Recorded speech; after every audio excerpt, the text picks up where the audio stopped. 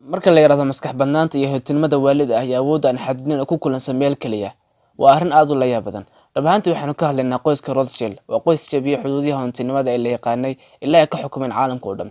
Ku soo dhawaada kanaalka Dan Sheeg. Maanta waxaan soo bandhigayaa mowduuc ku saabsan qoyska loo yaqaan nabiyada lacagta ee Rotchild.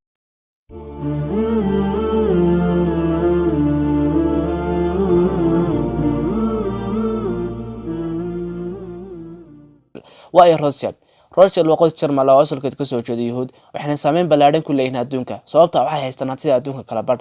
Aasaha qoyska Masxaa Aknan, magaca Rotchild waa naanays uu leeyahay qoysku, waxaana loo yaqaan gaashaanka cas. Waxaana la soo jiray albaabka qasriga qoyskan ee Frankfurt qarnigii 16aad.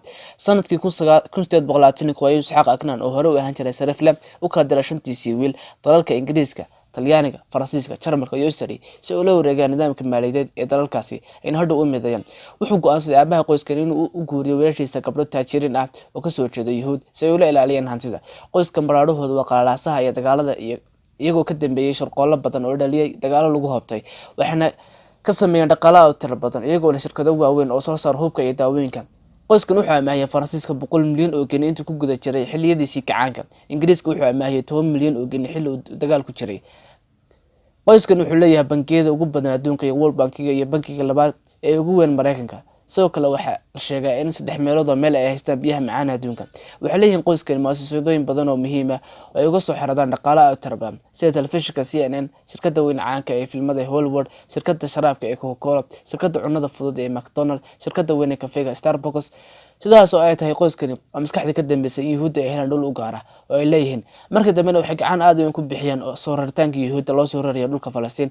Ilaa haatan waxay taageero aad u ku bixiyaan Yuhuudda. Qoyskan waxay gacanta ku hayaan dahabka. Waxaan la sheegay inay jaangooyaan iyagoo qiimihiisa. Halkii ayay ku nool yihiin qoyskani. Waxa la sheegay inay ku nool yihiin jasiiradda aan la garanay meel ay ku taalo. Baarayaal ayaa isku dayay inay ogaadaan meesha ay ku nool yihiin qoyskani, laakiin arrinkaasi wuxuu ku soo dhamaaday fashil sababtoo ah sirdoonka caalamka ilaaliya siraha qoyskan. Ma la hor istaagi karaa qoyskan?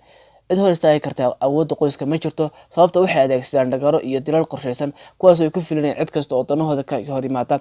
Dad isku dayana waxay la kulmeen dilal qorshaysan oo ay ugu caansan yihiin Abraham Lincoln, madaxweynihii 16aad ee Mareykanka, Tyler Jackson, John F Kennedy, madaxweynihii 15aad ee Mareykanka, iyo boqorkii Ruushka. Maanta mowduucani intaas ayuu ku saabsan yahay. Fadlan haddaad ka heshay like, subscribe iyo share.